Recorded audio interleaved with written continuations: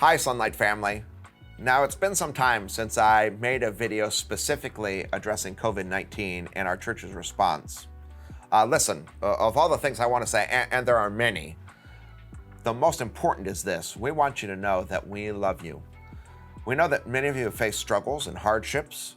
Many of us have suffered with loneliness and anxiety. Listen, if there's anything we can do to help, please don't hesitate to contact us. Now, we want you to know that there is a lot that I've been learning as a person and we've been learning as a church together. You know, since the beginning of the coronavirus pandemic, when our president closed down all gatherings of more than 10 people, and that's when we first closed our public worship service, we've been working overtime to serve people. We've been producing and publishing online worship services every single week, both in Spanish and in English. And boy, let me tell you, it's been so well received. We have a large viewership, well beyond our normal congregation. Many people have been contacting us to let us know that they've come to Christ as a result of viewing and participating in these online worship services. Also, in order to serve, we've held online Bible studies. Our children's ministry videos we've created and posted online. We've shifted our community groups to meet online. We've made huge strides in disciple making online. There are so many of us who are engaged in disciple making online. So I can assure you that God has used the pandemic to open doors for the gospel. Listen, it's so clear. God knows what he's doing. He's in control. He's on the throne. In fact, I can see that this pandemic is opening avenues for ministry to reach people. For this reason, we're planning, as we move forward, to double down in all of our online ministries. Now in May, once the original concern of the healthcare system being overrun didn't materialize and the curve was being flattened, Florida began to reopen. And as it happened, we were among the first churches to reopen our in-person worship services. And we're happy that a percentage of our congregation has been returning to these services. Now, of course, this is all new territory for all of us.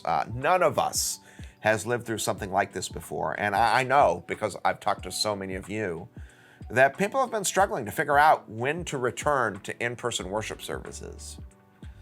I've read a couple of articles that say across our nation that as churches have begun reopening in-person services, that about 20 to 30% of Christians have returned. Now, our church, I think, falls right into that category. Still, most people have not yet come back in person.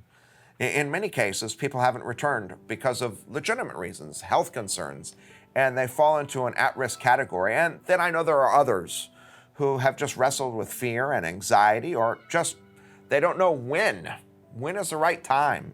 And some of us, I think, are just waiting for a sign that it is the right time to return to an in-person service. So as you know, the new school year is beginning and children and families are now returning to school. And I think it's at this moment that I want to urge Christians to return to in-person worship services. I want to tell you this, now is the right time. And I think now is the right time for a few reasons. The first reason I really think is philosophical and theological. And it's just this, that church fellowship and corporate worship are essential. Certainly, church worship is no less essential than shopping for groceries or attending school. In fact, the Bible instructs us about how essential worship is. Hebrews chapter 10 says this, "Let us consider how we may spur one another on toward love and good deeds, not giving up meeting together, as some are in the habit of doing, but encouraging one another, and all the more as you see the day approaching." Boy, there's something important in these verses. Here's what it is. If you're a Christian, attending in-person worship services and gathering together is not a nice add-on to life. It's essential to the Christian life. Again, there may be some who fall into an at-risk category, or maybe you feel sick, or maybe you've been exposed to COVID. And if that's you, by all means, we love you. We want to lovingly tell you that you should not come to an in-person service. You should continue to worship at home, utilizing our online service. We miss you. We're praying for you and we're praying with you that this pandemic will come to an end soon. But if you are, as an example, going out to shop, or if you're heading to work each day, or if you're sending your kids to school, then I want you to know there's nothing less essential about corporate worship than these other activities. In fact, as you can see, God specifically instructs us as Christians not to give up gathering together. Now, the second reason that now is the right time is practical.